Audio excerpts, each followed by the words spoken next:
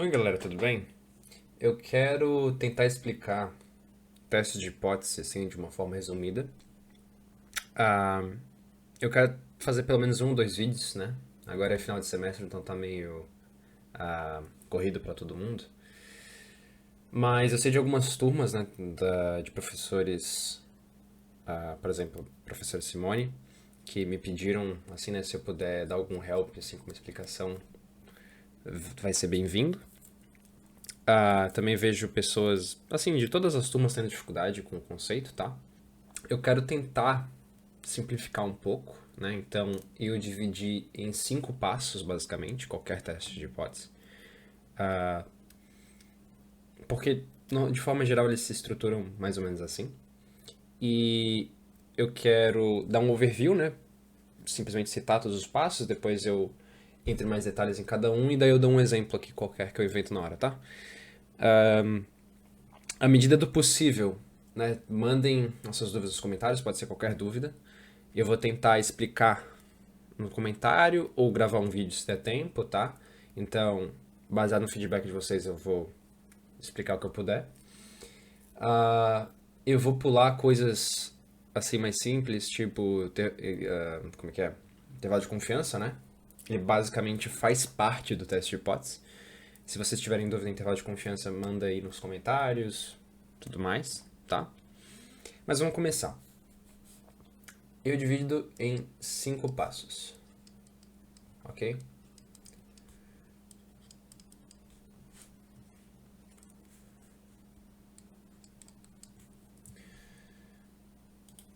Primeiro passo é você determinar o tipo de teste. Tipo de teste que você está fazendo. O segundo passo é estabelecer uma hipótese nula, uma hipótese alternativa e um nível de significância. Ok? O terceiro passo é calcular um quantio referente ao teste, tá? Então, se for um teste Z, a gente vai fazer um quantio Z0. Se for um teste T, vai ser T0. Que quadrado a gente usa o quê? É que teste de quadrado não é muito comum, pelo menos eu nunca vejo muito, né? Mas eu suponho que eu escreveria assim. E F0, tá? Os mais importantes são esses três, tá? Esse aqui sempre vai estar junto desse, então eu diria que eles são os dois mais importantes. E esse aqui ele é o mais simples, eu diria. Bom, talvez o F seja mais simples, mas o Z é o que vocês estariam mais acostumados porque eles já trabalham muito com a normal padrão, tá? Depois eu explico mais como que a gente escolhe esse tipo de teste, tá ok? Quarto lugar, a gente vai estabelecer um quantio crítico. Quinto lugar, a gente vai comparar este com este e tomar uma decisão baseada nas hipóteses, tá? Então, decisão. Vamos entrar em mais detalhes.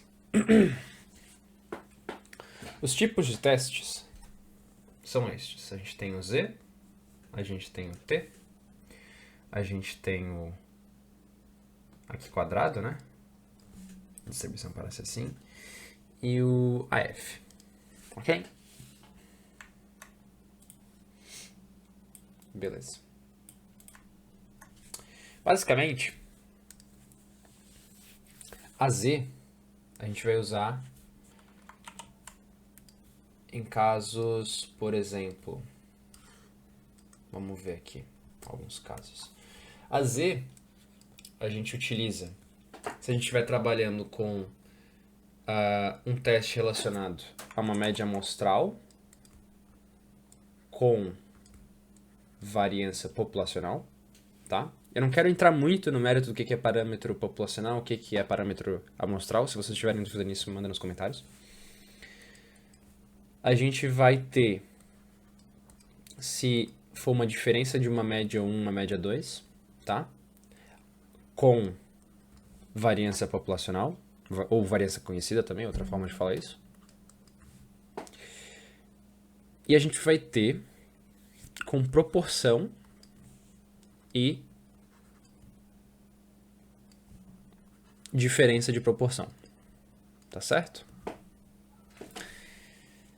A gente usa o teste Z porque todos esses casos, essa variável, essas variáveis, essa, todas elas se comportam como uma normal. Então a gente vai padronizar e vai tomar uma decisão a partir disso. Quando a gente tem uma T, é quando a gente usa média mostral com variância mostral, né? Ou desvio padrão mostral. Também, quando a gente tem uma diferença de médias amostral com desvio padrão mostral, tá? Basicamente, isso, tá?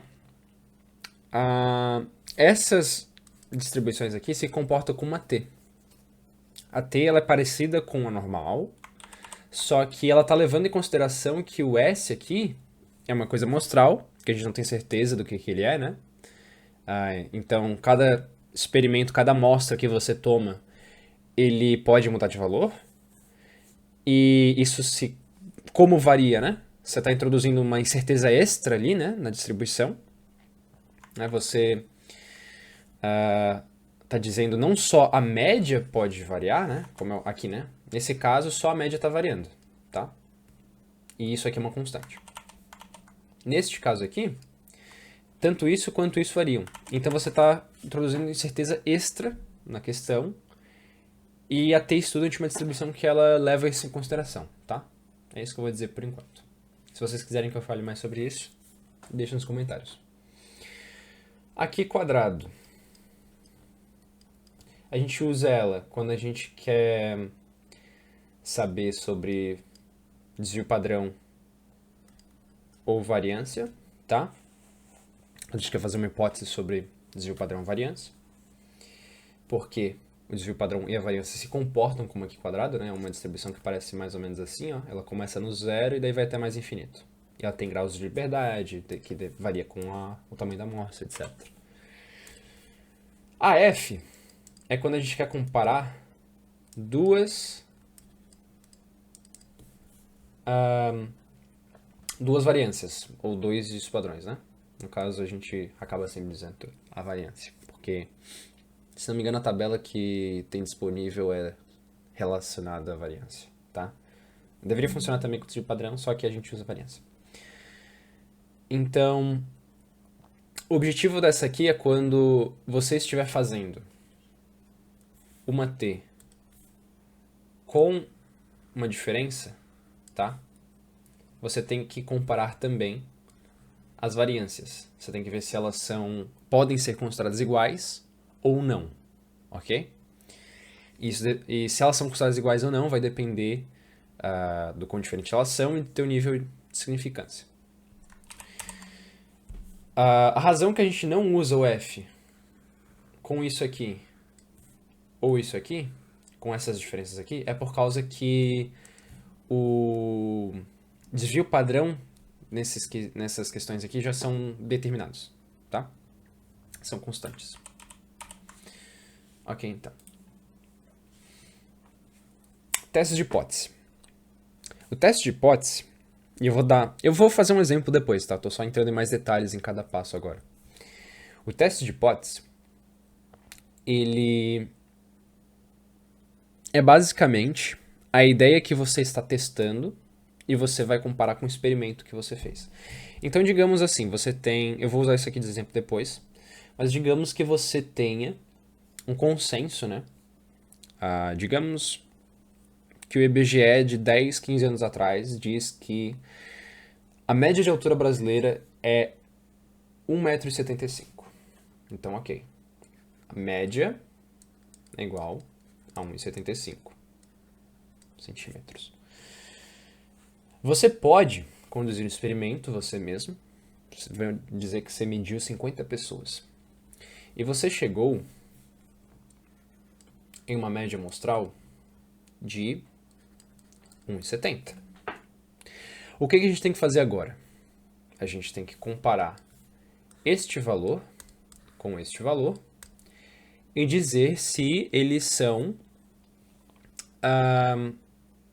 diferentes o suficiente para você concluir de que, neste caso, né, a média de altura brasileira diminuiu, ok? Por quê? Por causa que a gente sabe que uma média amostral, uma média amostral se comporta como a normal, então ela tem um valor aqui, né? Com uma média, nesse caso 1,70 que a gente chegou.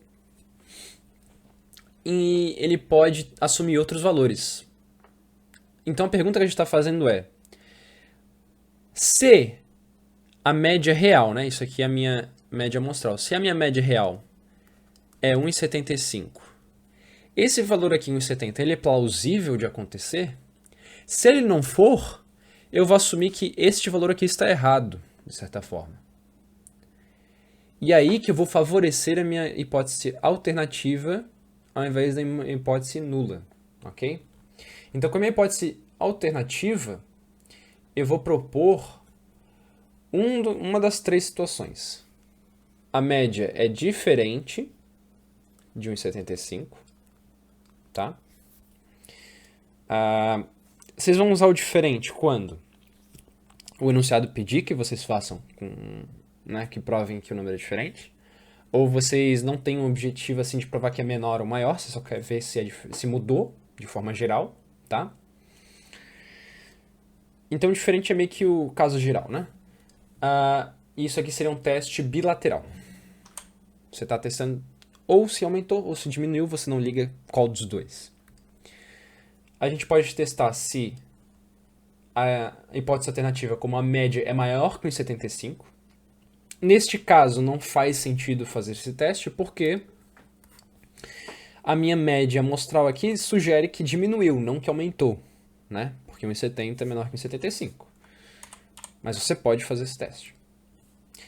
O teste que eu vou tomar aqui é que a média é menor que 1,75. Nível de significância, isso aqui vem lá do intervalo de confiança, né? Então, vamos assumir aqui, ó, a gente tem intervalo de confiança bilateral, intervalo de confiança unilateral, ok? Neste caso aqui, vamos tomar 5% de nível de significância. Então, esse 5% vai ser este valor aqui, ok? 5% vai estar nas caudas. E aqui eu vou ter 95%. Aí eu tenho meu intervalo de confiança de 95%. Aí eu tenho meu limite inferior, meu limite superior aqui, ok? Se x média, né? Desculpa. Se a média amostral 1,70, né? Se x' cai nesse intervalo amarelo, eu favorecerei a hipótese nula. Ou seja, eu vou dizer, olha, eu não vou rejeitar a ideia de que a média de altura brasileira é 1,75, porque a minha amostra não foi o suficiente para provar o contrário, tá? É plausível de que uma distribuição com média 1,75 tenha gerado este valor na minha amostra, ok? Se o valor que sair do teste cair nesta área ou nesta área, né, isso aqui seria uma hipótese alternativa,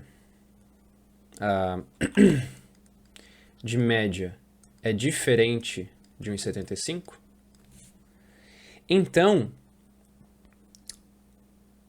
a ideia é de que essa média amostral que eu obtive de 1,70 ela é rara de acontecer em uma distribuição com essa média aqui, tá? Portanto, eu vou rejeitar a hipótese nula, eu vou dizer que não é plausível de que a média seja 1,75 e vou favorecer minha hipótese alternativa, que nesse caso seria essa, ok? Com a unilateral, que é o exemplo que eu tenho aqui, então eu tenho essas duas regiões, ok? Aqui é alfa, de 5%. E aqui eu tenho 95%, que é beta, tá? Esqueci de mencionar isso, tá? Então a gente tem o nível de significância como alfa, e a gente tem o beta, que é o complemento do alfa, tá? Da mesma forma, se a minha média amostral do meu experimento, que eu fiz com o objetivo de saber se a média da altura brasileira ainda é 1,75, se cair aqui, eu vou dizer, caraca, isso aqui acontece com menos que 5% de frequência, né? O que acontece com menos de 5% de frequência? Eu obter essa média amostral imaginando que a média populacional é essa. Ou seja, isso é uma coisa rara de acontecer, portanto, é plausível dizer que a média populacional provavelmente não é isso. Ok? Essa que é meio que a situação inteira que a gente está tendo com um teste de hipótese. Ok, então, indo para o terceiro passo, a gente vai calcular o quantil, ok? Eu não sei se vocês sabem o que é quantil, tá, gente? Eu vou dar uma revisãozinha aqui de padronização, para vocês terem uma ideia melhor, tá? Eu vou inventar uma distribuição aqui qualquer, não tem nada a ver com a hipótese que eu dei de exemplo agora há pouco ali, tá? Vamos pensar uma distribuição X, que varia, né, se comporta como uma normal. De média, vamos pensar... Cara, 15, vamos pensar em, tipo, sei lá, profundidade de um rio, quem sabe? Então, um rio que tem 15 metros de altura na média, né? Ao longo do ano, essa profundidade varia em 4 metros, ok? O que vai acontecer? Essa distribuição, ela vai se comportar de forma normal, né? Oh, Jesus, tá difícil. Vamos botar assim, tá bom. Então, a gente vai ter essa média aqui, né? De 15, mais um desvio padrão. 19, 25, 24. Aqui a gente vai ter 11, 7 e assim em diante, né? Então a gente tem aqui mais desvio padrão, mais 2, menos um desvio padrão, menos 2. Beleza. Vamos dizer que a gente quer calcular a probabilidade de esse rio ficar com mais do que 20 metros. Ok? 20 metros, sei lá, vai ver por causa que ele transborda se ele tiver mais do que 20 metros de profundidade, pode ser? Então a gente quer calcular essa probabilidade aqui. O que a gente faz normalmente? A gente padroniza. Então, a gente vai ter probabilidade de x ser maior do que 20 igual a probabilidade de uma z ser maior a algum valor. Daí a gente calcula z igual a 20, né? Vamos colocar aqui de forma genérica, né? X menos média dividido por desvio padrão, ok? Esse x aqui, ele é um quantil. Na realidade, qualquer número nessa reta aqui, que você pode colocar nessa reta real, e pertence a essa distribuição, é um quantil dessa distribuição. É um valor de profundidade que esse rio pode assumir, ok? Então isso aqui a gente pode chamar de, por exemplo, x0. Beleza? E a gente pode chamar o quantil z equivalente de z0. Que é o que a gente faz no terceiro passo. Então a gente poderia ter aqui, por exemplo, vamos fazer isso aqui. 20 menos 15 dividido por 4. A gente vai ter, então, 5 dividido por 4, isso aqui te dá 1,25. Portanto, a probabilidade de ser maior que 1,25. Se a gente desenhar aqui uma normal padrão, acho que vai ilustrar melhor o meu ponto, tá? Deixa eu pegar isso aqui separadamente, tá?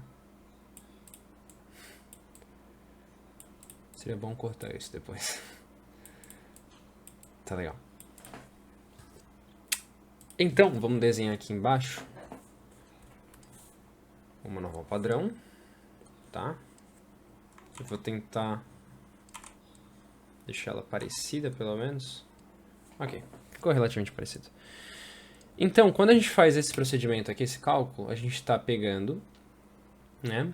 A gente está fazendo menos 15, então esse 15 aqui vira zero, né? Porque 15 menos 15, a gente está deslocando 15 casas para cá, para a esquerda.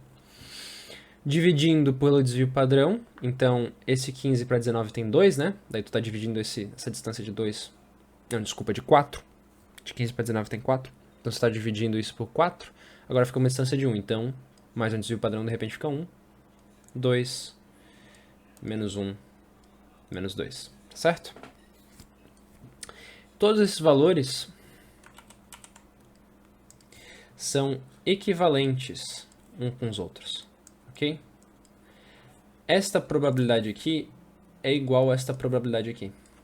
Por isso que a gente padroniza no primeiro lugar, por causa que a gente pode fazer esse tipo de coisa, esse tipo de comparação aqui, ok? Isso também significa que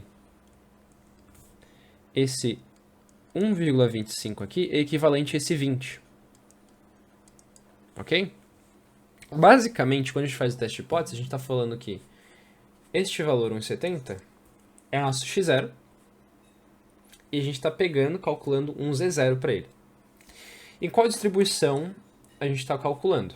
A gente está calculando uma distribuição onde a gente assumiu que a média é 1,75 para poder fazer um teste, certo? Parâmetro populacional aqui. Neste caso, a gente está testando uma média amostral, então a média amostral vai ser um desvio padrão igual ao desvio padrão populacional dividido por raiz de n, certo? Vocês também podem ter visto isso como variância igual variância dividido por n, ok? Outra forma. Eu acho que eu já vi alguns professores passando isso também como desvio padrão dividido por raiz de n menos 1, tá? Como isso é com estimador, então tem essas pequenas diferenças às vezes, tá, gente? Mas é o mesmo conceito. Beleza, então. Basicamente, a gente está testando para ver se esse 1,70, esse quantile, ele vai cair na região vermelha, onde a probabilidade é menor que 5%, que o alfa. Então, a gente iria com H1 ou iria com H0. Para isso, a gente padroniza para poder comparar as probabilidades, poder comparar os quantis ali diretamente. Ok? Então essa é a ideia do terceiro passo, tá? A gente está buscando onde na normal padrão, tá? Nesse exemplo aqui, normal padrão, tá? A gente se vai fazer um teste T, a gente vai estar procurando na T-Student, se for um teste F, vai estar procurando na F. A gente está buscando onde que aquele 1,70 se encaixa numa normal padrão, vamos dizer que cai aqui, por exemplo, tipo, menos 1,7. A gente tem que descobrir, no quarto passo, o quantio crítico, que neste caso seria esse quantio aqui, tá? Então a gente tem que ver, por exemplo, o quantio crítico, né, o XC, né, por causa que isso aqui eu estou chamando de minha distribuição X, tá? O X seria 1,72. Então, a gente teria que rejeitar H0 a favor de H1. Porém, se o meu quantio crítico fosse 1,68, então, de repente, esse 1,70, agora, ele está aqui dentro, tá? Ele está dentro da região amarela, a região de H0. Então, eu vou favorecer H0. Eu vou não rejeitar H0. Ok? Eu vou continuar com H0. Beleza? Aqui, o quinto passo é justamente olhar para este número e este número, né? O crítico e o valor estatístico, tá? O quantil do experimento, e decidir o que eu vou fazer com isso. Vamos, de fato, fazer um exercício agora? Tá? Isso aqui foi só se aprofundando. Vamos resolver um exercício aqui agora. Vamos dizer exatamente o exemplo que eu dei antes. Vamos dizer que... Vou pegar até o primeiro passo. Você tem lá, questão 1, tá? O IBGE, sei lá, 20 anos atrás determinou que a altura média do brasileiro é 1,75, ok? E que o desvio padrão disso é de 15, ok? Vamos com 15. Então, a gente tem aqui, vamos dizer, H. Não H não, por causa que H é de hipótese. Vamos usar Alt aqui, tá? De altura. Se comporta como uma normal. Então o enunciado vai basicamente te falar isso. Vamos combinar, tá? Ele te pergunta, então, olha, te fala, né? Você fez um experimento. Você tomou uma amostra.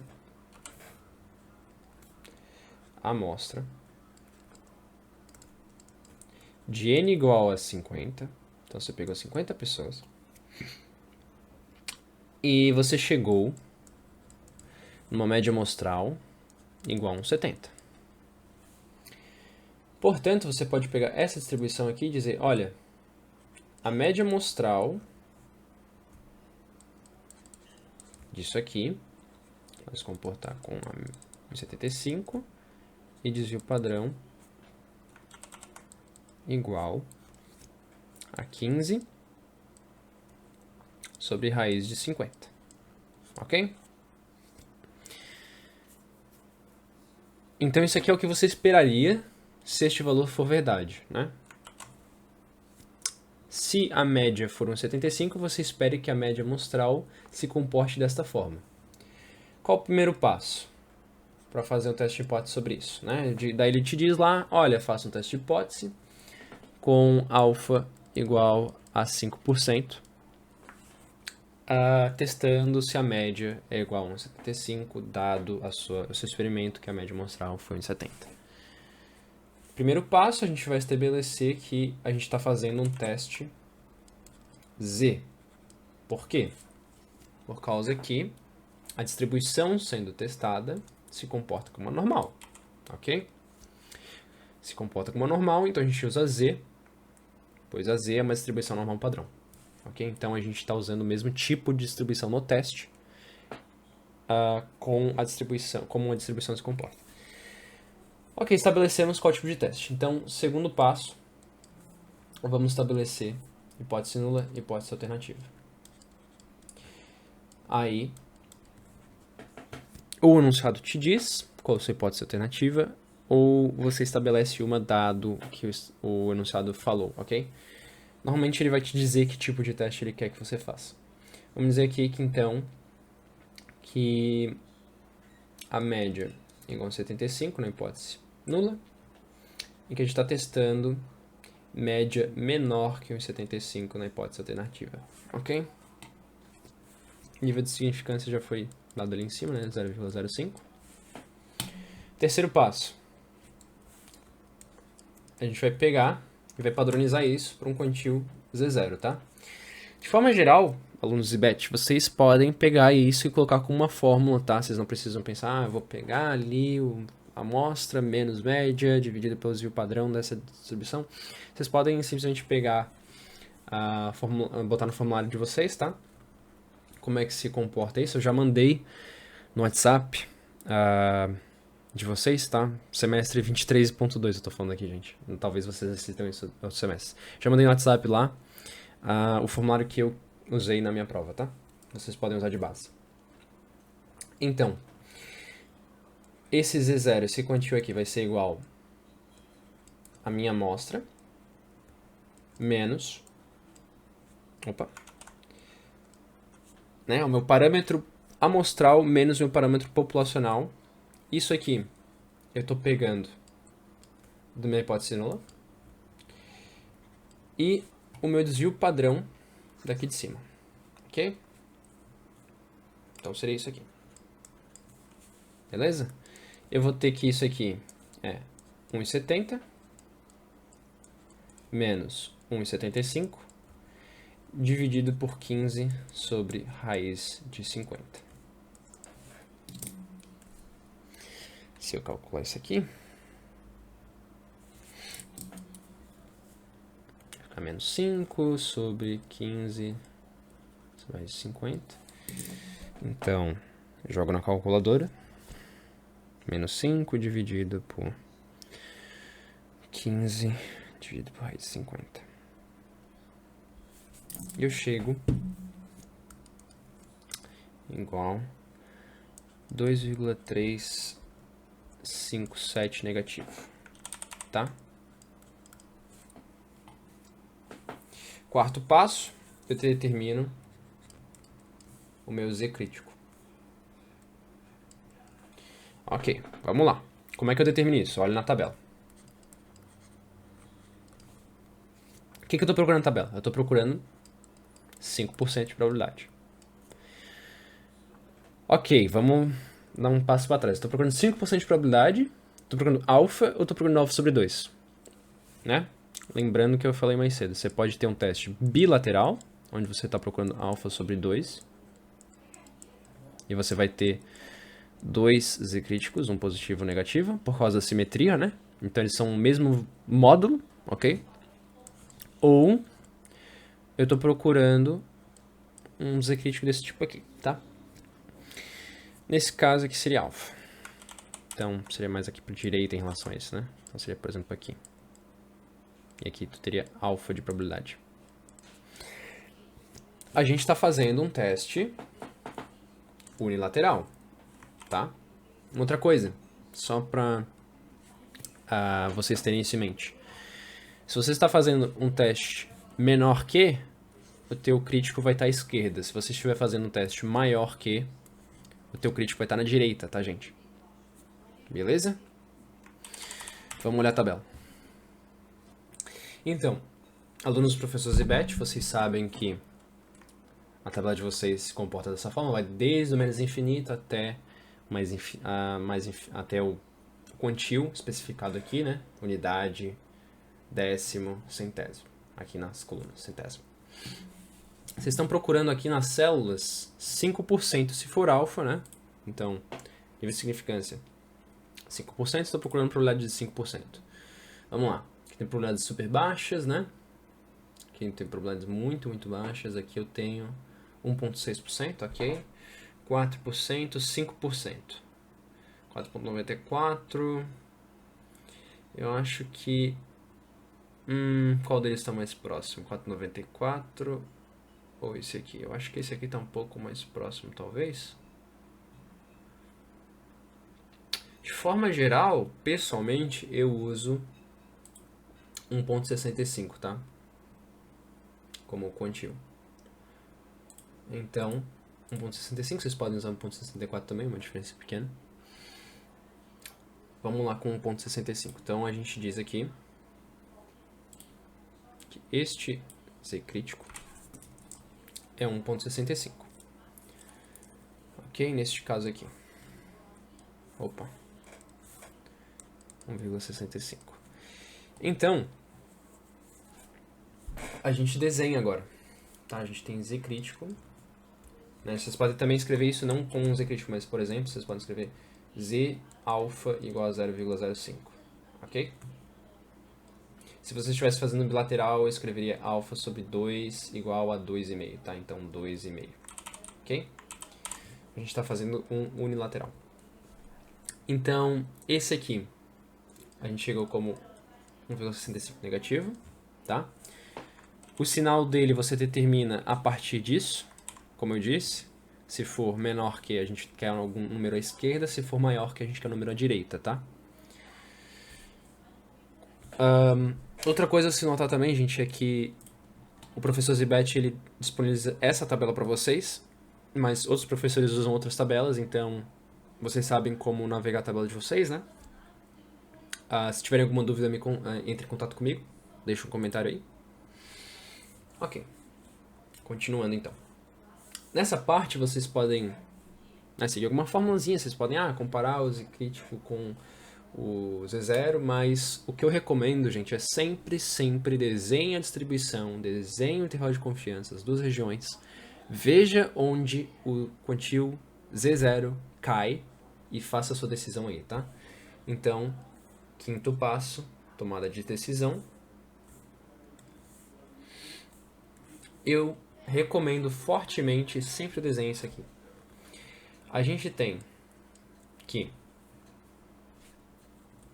o Z crítico caiu em menos 1,65, menos 1,65, então tá aqui o crítico. A região de 5% é a região onde eu favoreço H1. A minha região de 95% é onde eu favoreço H0, tá? Vamos ver qual que foi o nosso Z0. O Z0 é menos 2,357. Isso está aqui ou está aqui em algum lugar? Claro, gente, tá por volta daqui, né? Menos 2,357, né? 357, é isso? 357. Portanto, caiu na região de H1. Qual é a minha decisão? A gente sempre escreve a decisão em relação a H0. Então, vamos lá. Decisão.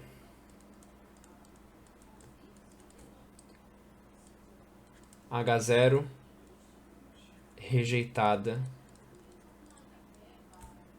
a favor de H1, tá? Você também pode escrever em extenso, né? Hipótese nula rejeitada a favor de hipótese alternativa, ok? Tudo bem. Aí vocês podem dar mais uma caprichada aqui, né? Às vezes, dependendo do professor, é pedido que dê mais uma caprichada. Explique o que significa. Não, ou no caso, né?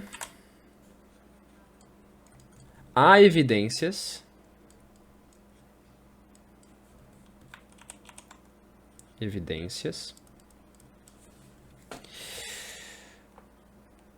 estatisticamente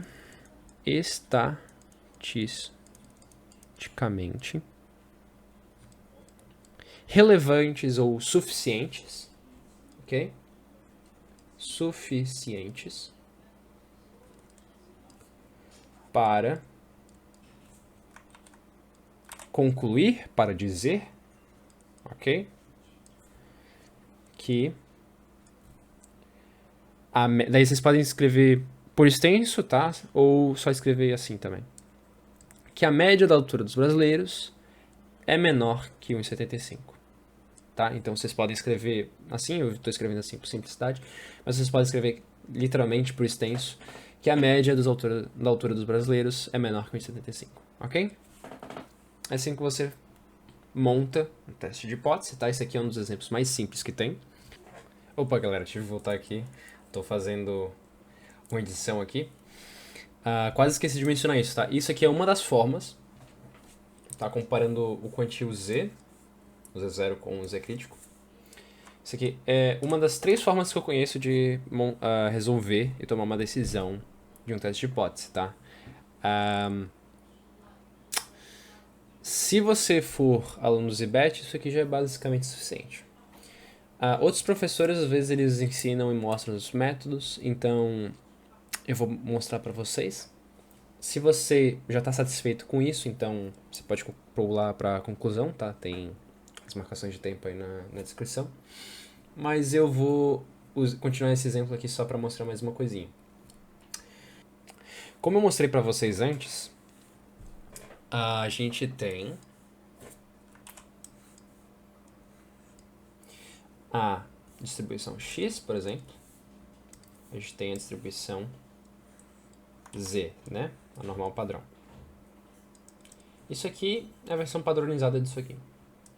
A gente descobriu que na normal padrão, o nosso ponto crítico é menos 1,65 e nosso valor de teste, né, nossa estatística de teste, é menos 2,3 3 alguma coisa, não lembro agora de cabeça.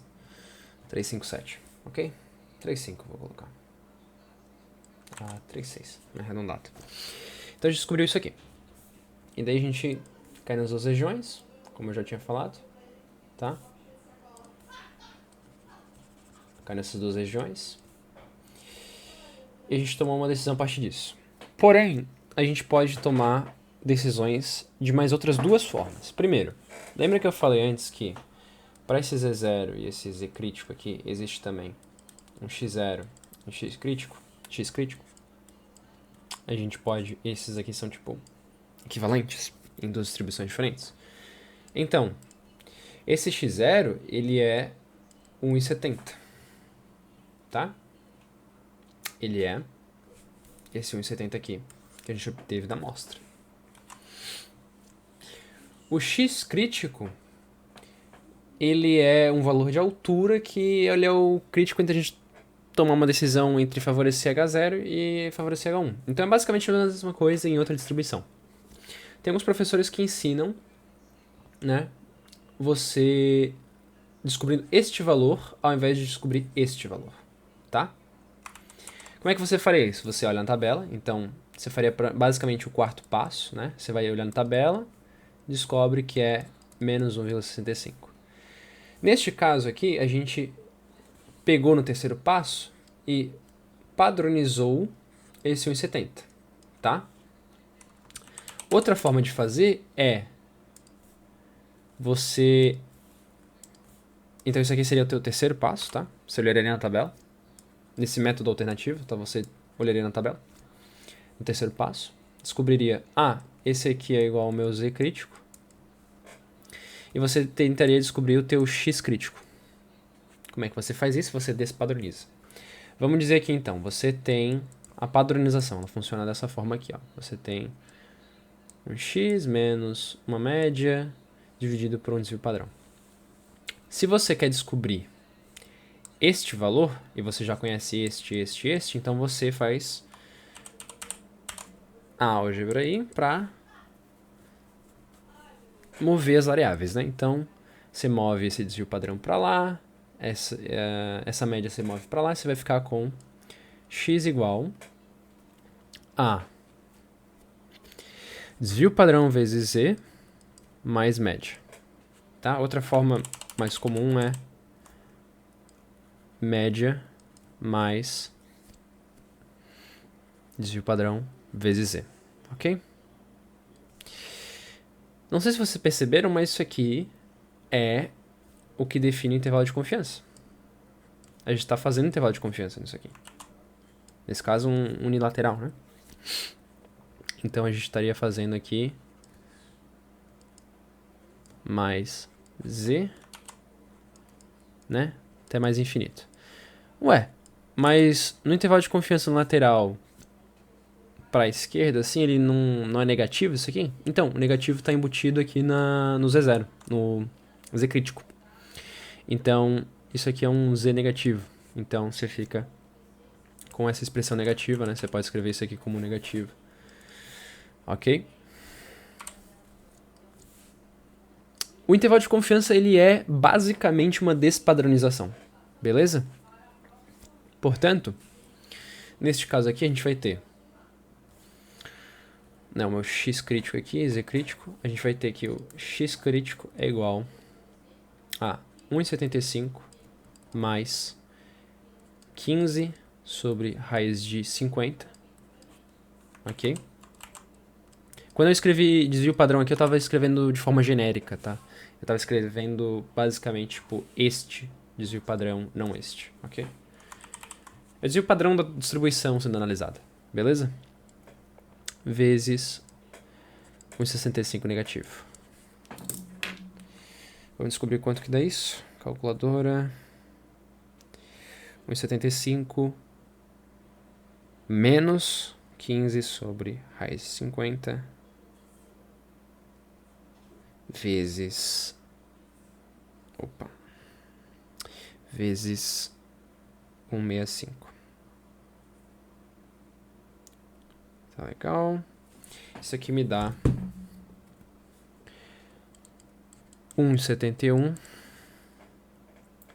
171,4999. Legal. Então, 45, né? Ou não, no caso, 50. Eu vou arredondar. Beleza. Não é assim que se arredonda, né? Bom, então, eu descobri isso aqui. Que o ponto crítico nessa distribuição é 1,71,5. 1,71,5.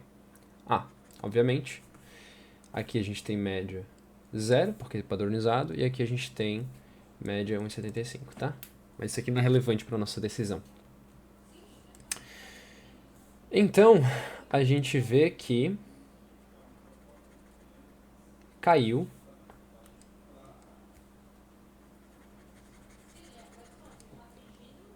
na H1. E a gente toma a mesma decisão que a gente tomou aqui em cima, ok? Então essa é outra forma de fazer. Terceiro passo, você busca a tabela. Quarto passo, você descobre o seu x crítico. O seu x0 você já tinha no enunciado, é 1,70, tá? Então essa é uma forma alternativa de fazer isso aqui. Se você quiser, né, fazer com a última forma, é usando o valor P. E daí eu vou ter que explicar o que é valor P para vocês. Vamos lá explicar o que é valor P. Então, vamos dizer aqui que isso aqui é normal padrão, ok? Então a gente vai usar 0, o menos 1,65 e o menos 2,357, ok? O valor P é a probabilidade de você ter este quantio ou mais extremo do que ele. Ou seja, a probabilidade de Z ser menor que Z0. Neste caso. Por quê? Por causa que a hipótese nula é a média menor que 1,75, tá? Basicamente, o valor P, né? Ele assume o sinal que tiver aqui, tá? Então, se eu tiver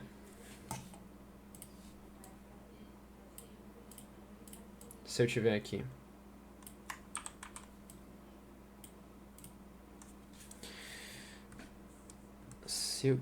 para lá,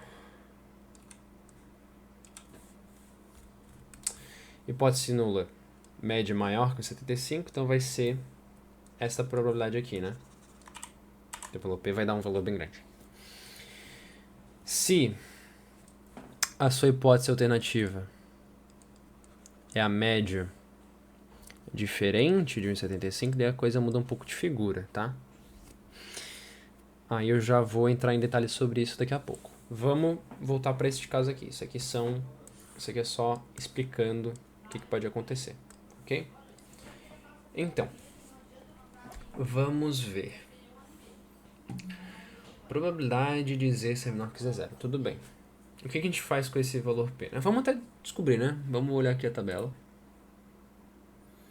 Menos 2,3. Aí 5, né? 5 tá aqui. Menos 2,35. Bom, é 357, então vamos arredondar para 2,36, né? 2,36 tá aqui.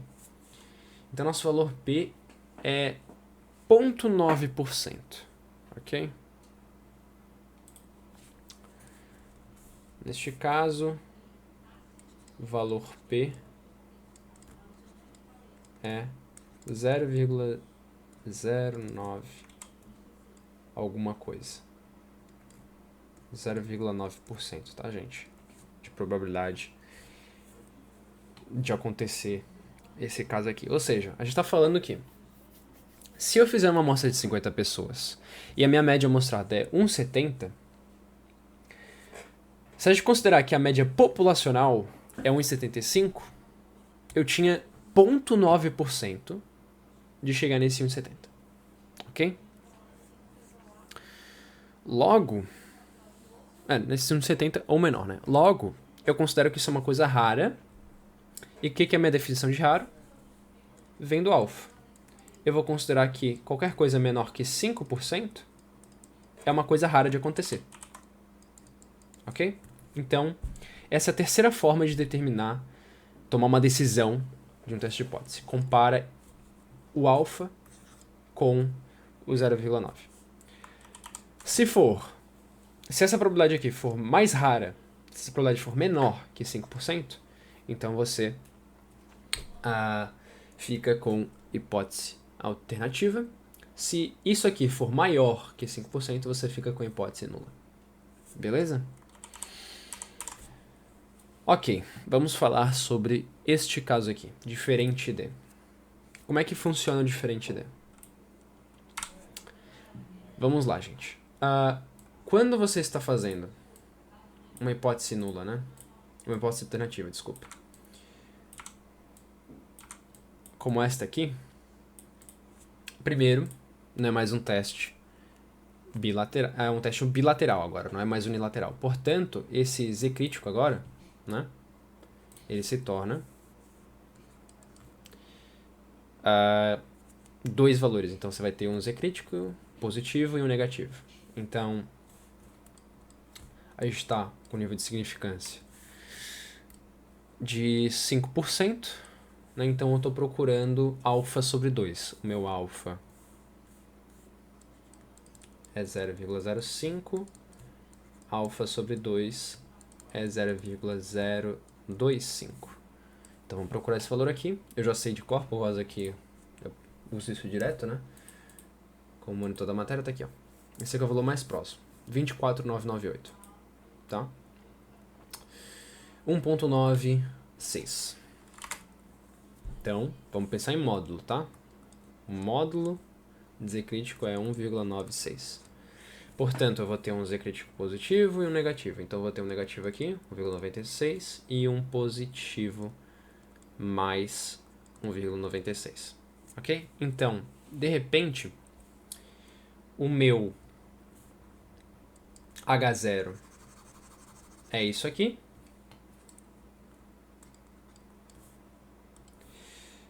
Meu H1 é essas duas regiões aqui. As duas caudas, tá? Vamos ver. De cara, tá, gente? Nos dois métodos que eu ensinei pra vocês antes, seja aquele do... isso aqui deu 1,70, aí eu vou ter, sei lá, aqui nesse caso, eu vou ter 1,70,8, tá? 1,70,8, né? 1,75 e 1,70 alguma coisa aqui, tá? 1,79, não sei, vírgula alguma coisa. Então eu teria esta região. Você vê que o 1,70 está na região da H1. Tá? Tá na região de cauda. Portanto, continuo com H1. Continuo com H1. Tá? Nesse caso aqui também, você vê que está na região de H1. Beleza. Seja por Z0 ou por X0, eu tomo a mesma decisão. Como é que eu tomo uma decisão com o valor P quando o meu teste é bilateral? Ok. Vamos lá. Eu tenho que pegar a probabilidade, eu tenho que pegar o módulo aqui desse Z0. Então, eu vou, assim como eu peguei o módulo de ZC, eu vou pegar o módulo de Z0. Eu vou colocar aqui 2,357, tá? E lembra que eu defini que o valor P, ele é aquele valor de estatística do teste, ou mais extremo, a probabilidade disso, de ser mais extremo do que o teste lá. Então, eu vou pegar esta probabilidade e somar com esta. Isso é a mesma coisa que dizer, né? Isso aqui, ó. Probabilidade de Z ser menor que menos Z0, né? O Z0 negativo, né? Então, tirei um módulo disso aqui, tá, gente? Vamos deixar mais claro. Mais probabilidade de Z ser maior que um módulo de Z0. Tá? Então isso aqui é a mesma coisa que dizer, probabilidade de Z ser menor que menos 2,36, mais probabilidade de Z ser maior que mais 2,36. Ok? Isso aqui vai me dar o valor P. Quando o nosso valor P deu 0,9, deixa eu ver, cadê? 0,9%, né? Então eu vou ter, pela simetria, eu vou ter 0,9% mais 0,9%. Então esse meu valor P agora é 1,8%. Ok? A gente compara isso com alfa, tá? E a gente vê que 1,8% ainda é menor do que alfa. Tá? Aqui é 5%. Então a minha decisão continua a mesma, mesmo assim. Mas vocês entenderam? Tá? É assim que funciona quando a hipótese alternativa é diferente dele. Ok, acabei aqui com essa explicação, tá? Isso aqui já é uma explicação de valor P. Espero que não tenha ficado muito confuso. Mas é isso aí, pessoal. Fiquem com a conclusão que eu já tinha gravado antes aí. E é isso mesmo. Amanhã eu vou tentar fazer um vídeo de proporção e diferente proporção. Ok? Daí eu vou usar a fórmula mesmo, não vou ficar escrevendo tudo isso. Isso aqui foi mais como base, mais como contexto do que a gente está fazendo. Vocês podem pensar de forma geral, direto, só em aplicar a fórmula, tomar a decisão. Bom, dependendo do tempo que eu tiver, ou eu faço de proporção, ou eu faço de média amostral com desvio padrão amostral, que é um dos exemplos mais difíceis que tem, tá? Principalmente a diferença, porque você tem que fazer 2 testes, tá? Porque você está comprando 2 amostras, você tem que comprar a primeira variância delas, e daí você tem que decidir entre 2 tipos de teste T que existem, tá? Eu entro em mais detalhes sobre isso no próximo vídeo.